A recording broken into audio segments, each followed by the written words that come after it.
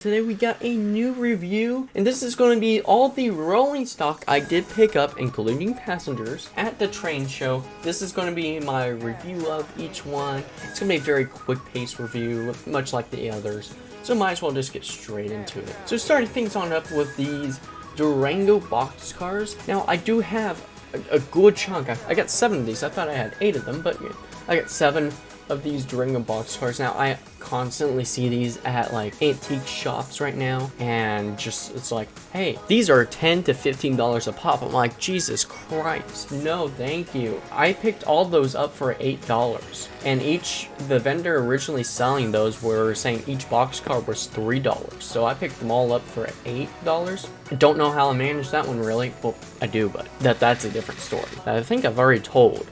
I don't know, maybe the video's not out yet, who knows. But yeah, they're great boxcars. I love them. One of them has even metal in it. Nice sliding doors.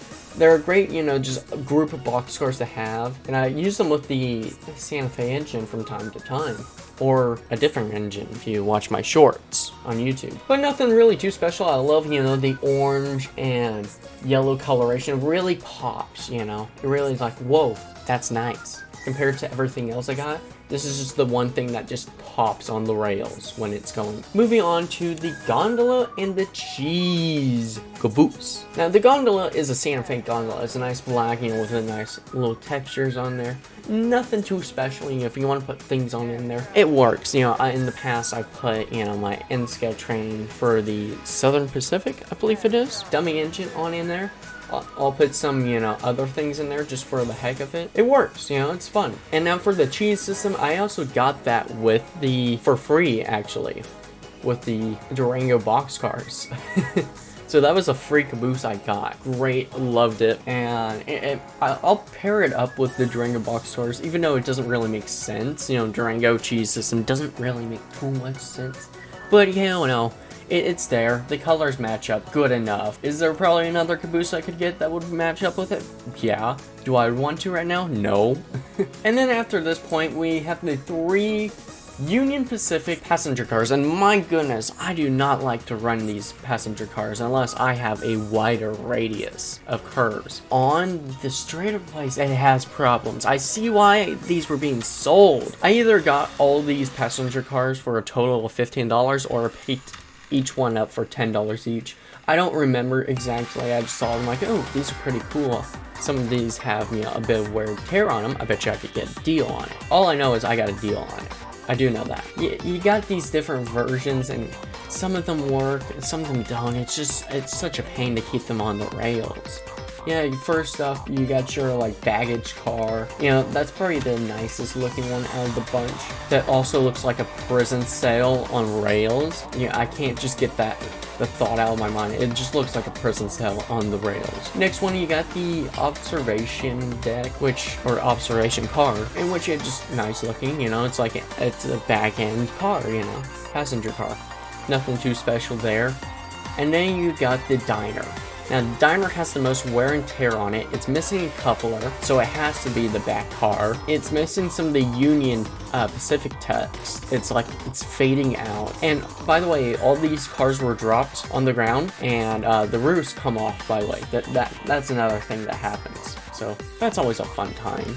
And then we got these green box cars. Now, these green box cars are a little interesting. So we got 2 solid green box cars. You can see the other one in the back. I just chose not to bring it out. But the 2 solid green ones are from the Sioux railing line. And then this brown and green one is just a blank one.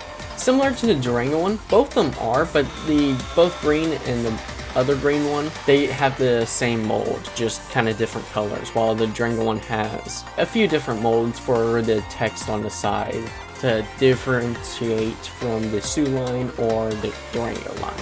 And both of them run great, but some of the green ones, the wheels just need to be oiled. Really, that's all that needs to be done, is these wheels just need to be oiled. And then we move on to our next set of passenger cars, which are these 3 Virginia and Truckee Railroad. Now, these are some old-fashioned passenger cars. They're not as big. It's like a full set of them. But unfortunately, the observation car that's supposed to be in the back can't be in the back because another one has the couplers broken off. Now, I picked all 3 of these up for $5. I like the deal of it. You know, it was pretty good. I was like, you know, why not? A little wear and tear on some of the paint, but overall, just pretty good.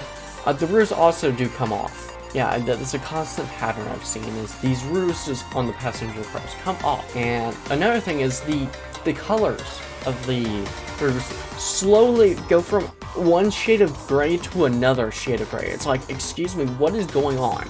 This is one thing I don't understand. And another problem with these passenger cars that I have here, they like to go ahead and disconnect from each other. They'll automatically, if there's like any change in the height of the rails going higher or lower, it could be just a little different. They'll disconnect. It's like, why?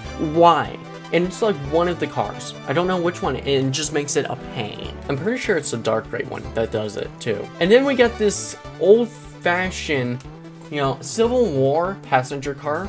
Picked this one up for $5. It was a Western Atlantic Civil War passenger car.